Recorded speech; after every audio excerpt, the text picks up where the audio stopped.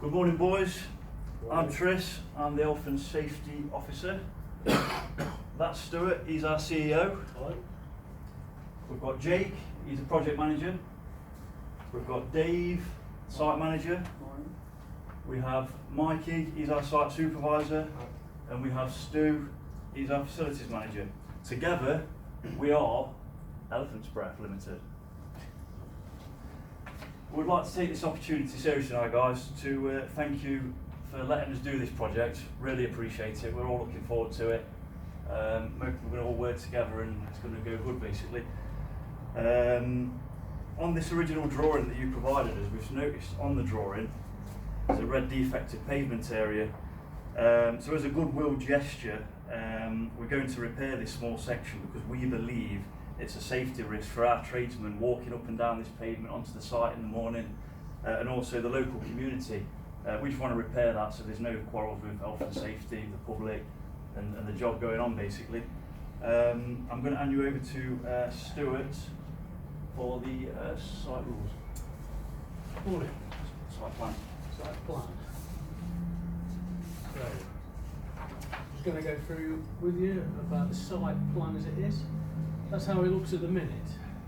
So, obviously, the fencing will go into place. Around the perimeter, this is for the site. This will be secured with wooden fencing boarding. There's a welfare facilities going into the upper left-hand compound. But also the control room, site offices. This is where everything offices will be run from a day-to-day basis.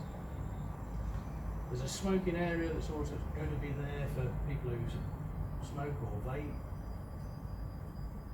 And a notice board with the daily routine, anything that's changed on site, any information that's deemed applicable. The storage compound in the bottom right-hand corner of site with access all the way round. The waste management, that is on the outside compound. Obviously for ease of waste, changing the amount of skips that we have to have nowadays for different materials. The deliveries will come through one gate on a one-way system and then go through another gate of the road where we've got to construct for the actual project. The site security is on site with a private company firm and CCTV located for security and for keeping an eye on site so no materials get stolen. The gateman, there's gatemen on the main gates where deliveries come in, checking in lorries, deliveries, and seeing that they go back out in the correct manner as well. There's a personal entrance there with a turnstile with biometrics on, so we know who's on site and when. And walkways around the site so contractors can safely walk around. The environmental control is the greenbelt area will be fenced off, so obviously there's no machinery or even personnel going in that area to protect the greenbelt and any wildlife that may be in there. Signage around the site will be there to obviously direct people to the right places of work, exits, welfare facilities, and an emergency exit as well, just in case we have to abandon the site. Everybody knows where to go. So I'll pass you over now to Tris again. So site storage, guys. So in here we're going to have a couple of containers. One of them is going to be for tools. Guys, we can bring the tools, basically leave them in there at night, they'll be nice and secure. We're going to be put generators in there, anything that's expensive, basically. We're going to have another container in there for like your second fix stuff, so the electrician got expensive materials, cable, second fix sockets and stuff. Plumbers with sanitary that's going in the houses, copper piping, it's all going to be basically stored in there. The plant and machinery overnight, the diggers, the dumpers, all that sort of stuff, that's all going to be parked in there nice and safe.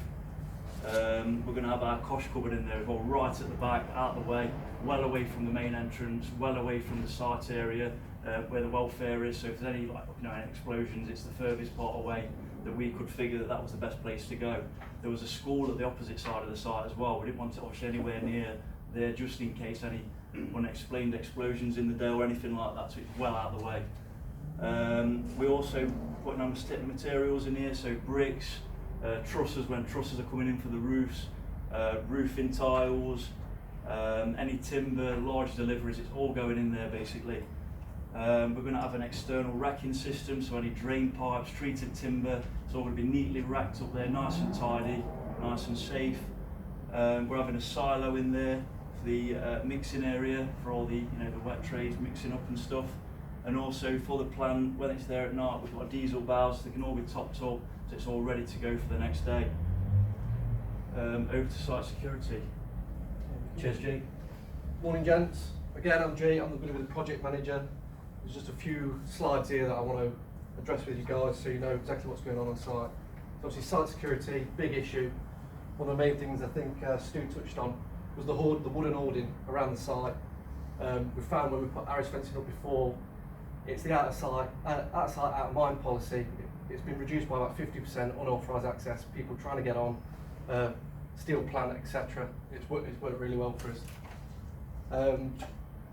We have outsourced the security to Magpie Security. That's going to be a 24-hour system. We'll be patrolling, especially at night, to control those incidents where people are trying to get on at night. There will be CCTV. Again, Stu touched on it on the site plan, so you've all seen it.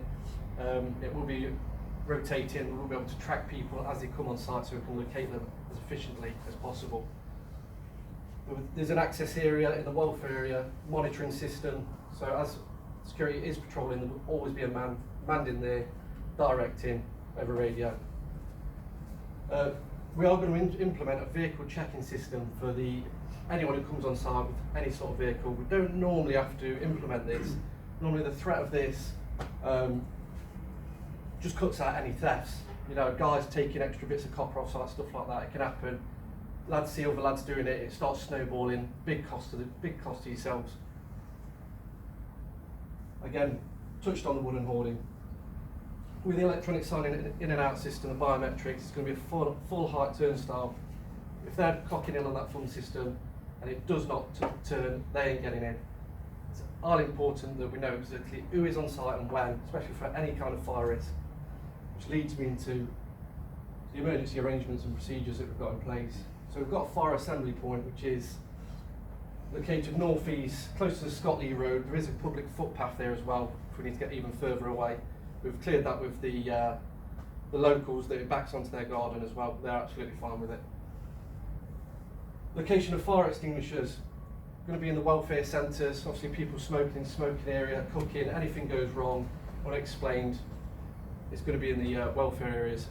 Going to be in the storage areas, located near the cosh, not next to it, in case it does take it out. As you were saying, any unexplained explosions. Also very close to where we're going to be building. There's going to be possibly artworks, might be some welding on the site, so there's going to be a station there with all the fire extinguishers in place, so no one's running across site in a panic. With these stations, again, it'll all be located quite close to these fire extinguishers. The first aid stations, they'll be pointed out on maps around the site, so everybody knows where they are. It'll be brought up in toolbox talks, and definitely in the site induction. So fire's a big problem. We've had it on sites before. Arson, big issue, caused a lot of damage. We've introduced this brand new wireless system, so this will be placed in every single one of the 6 properties on site. Now, any fires, there will be sirens on the post where the security cameras are, alerting everybody on site. With the ability of it being wireless, very adaptable, we can move it around if there's tasks being taken place in those buildings. Myself and a few of the other guys will have remote access for any fire testing. Now we like to mix it up a bit. We're not going to tell everybody it's Wednesday at 11 o'clock, because everybody will just be down tools, wait for the alarm to go off, and they're just going to walk on. So we'll mix that up a little bit. So again, just to refresh, just a map, we've got the security cameras in blue here. The The sirens will be placed with those as well, and then with the emergency exit, just so you all know where it is, to the back of those houses. And that'll be it from me. I'd just like to pass you over to Michael. So, obviously I'm site supervisor, so my main concern will be making sure lads are working safely and efficiently on site, following risk assessments method statements, which I've also compiled. So, in your risk assessment, the work tasks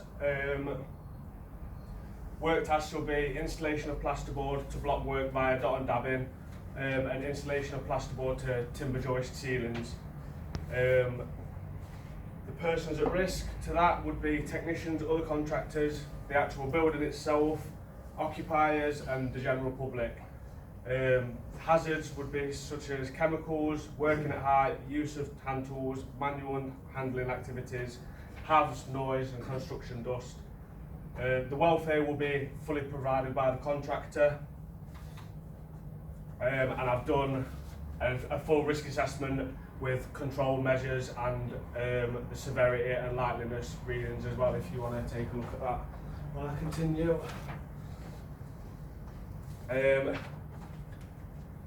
As for method statements, the prep work, obviously our guys are to arrive on site, register their presence with the client immediately, obtain any relevant permits to work and do anything else required by the client. Must be wearing all PPE, unloading the tools, visual checks planned, routing the pilot cables correctly and safely, first aid kits, fire extinguishers where applicable, vacuum suppression where needed and waste to be disposed of in inappropriate skips. The tools covered by it would be hard hats, safety boots, eye protection, knee pads, impervious work gear, i.e. cut resistant gloves, and a dust mask for when you're mixing up drywall adhesive. Your tools would be hand tools, power leads, 110 transformer and lighting. I've also provided a cost assessment for the drywall adhesive.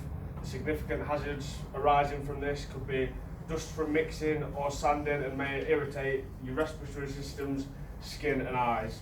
I've also included the hazard statements and a data sheet attached to it all for you to look through that as well.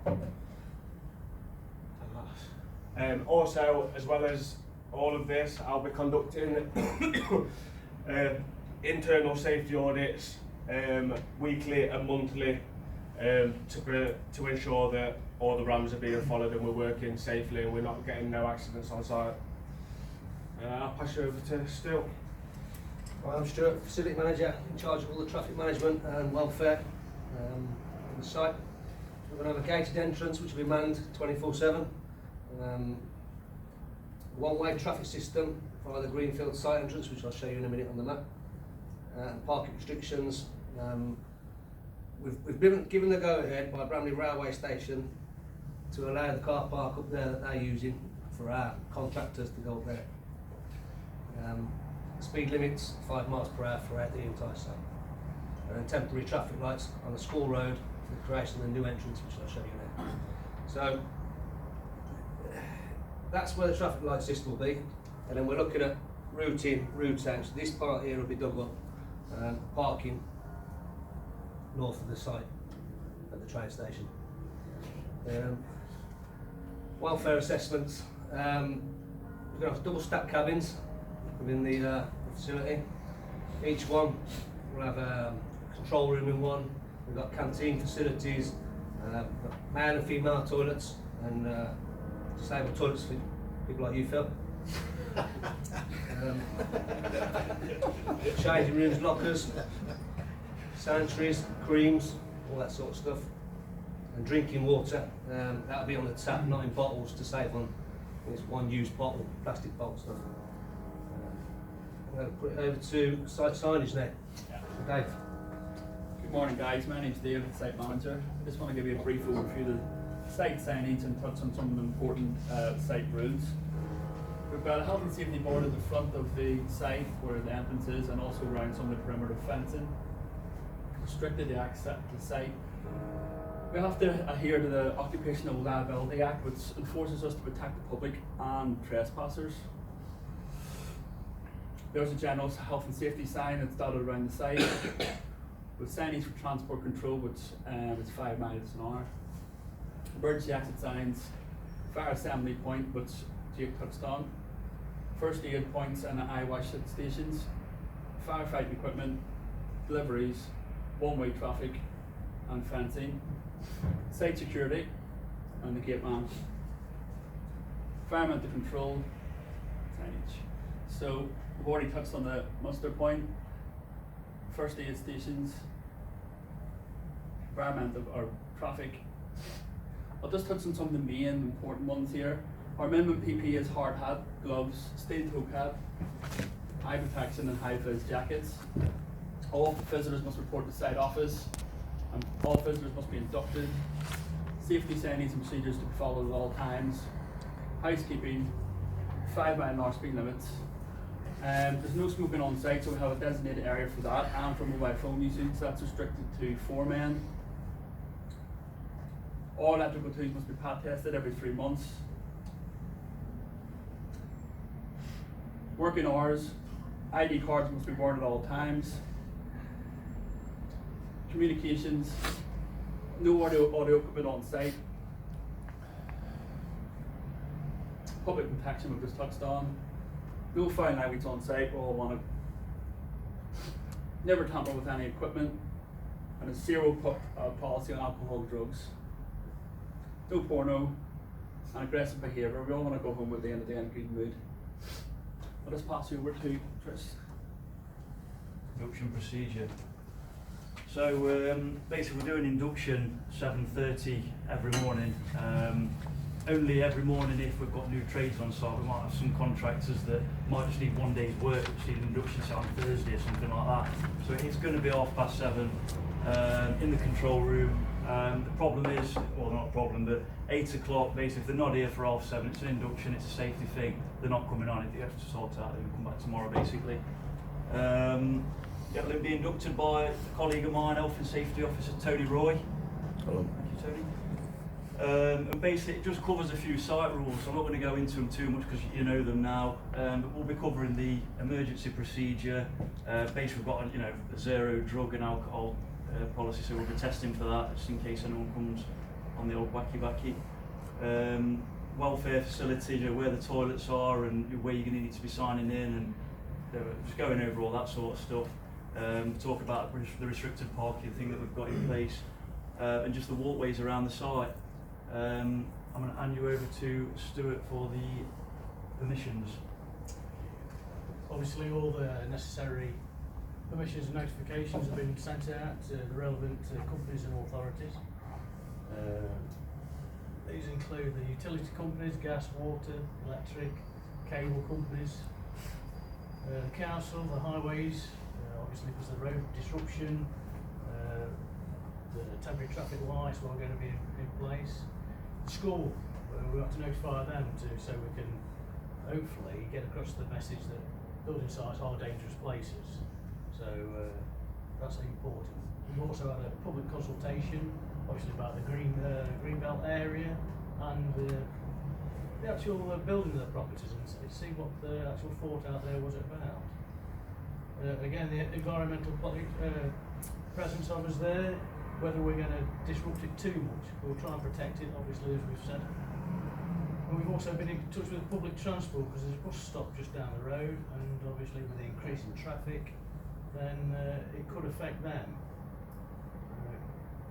Other considerations? Oh, it's Dave again. Yeah, we did do a thorough site investigation before the beginning of the works, which was an emphasis on noise assessment and environmental impact study, which covered sort of wildlife, plants, Japanese knotweed. And we also looked at the underground water courses to make sure we weren't contaminating anything. We also located utilities and isolated any of them. We employed weekly road sweeper just to keep the access to the site clean and tidy and make sure we're on good terms with the local public and stakeholders. Heavy groundworks. We came up with a working schedule for this because there is a lot of vibration sort of plant and some piling, so that can cause issues for the surrounding occupants of schools and houses. So we came up with a working schedule to cover that. We contracted in, we've already touched on the pavement before we did the start of the project. We've got emergency site lighting on site. We've got a project file for risk assessments and etc. Maggie's going to hand over.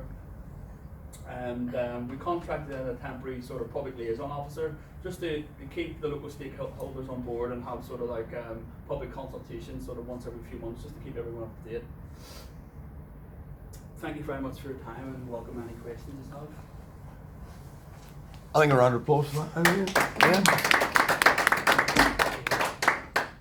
Okay, questions from the floor, please.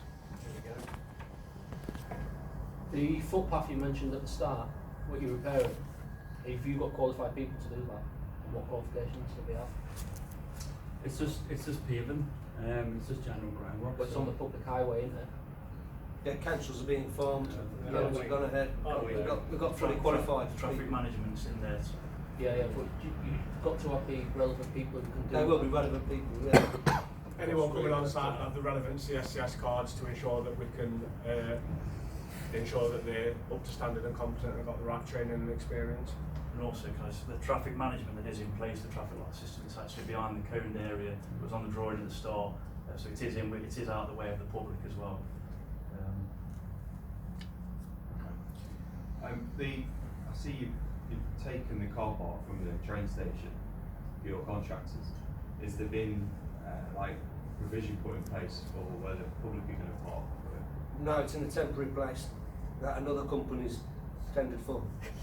Okay, so it didn't. So another company, I think, have built this car park, and we were allowed, I've been told by that company, to have a part of that car park. Well, the car park group by any chance, was it? I think it was. Just concerned that the members of the public, if they can't park at the train station, they're going to have some No, I'm aggravation really sure around- it's definitely that part that the car park crew allows. Oh, okay, lovely, thank you. Touching on your CCTV that you've got on site, where's all the data stored and what's your policy on it? So in the control room, policy will be obviously stripped after 30 days under the 1998 Data Protection Act.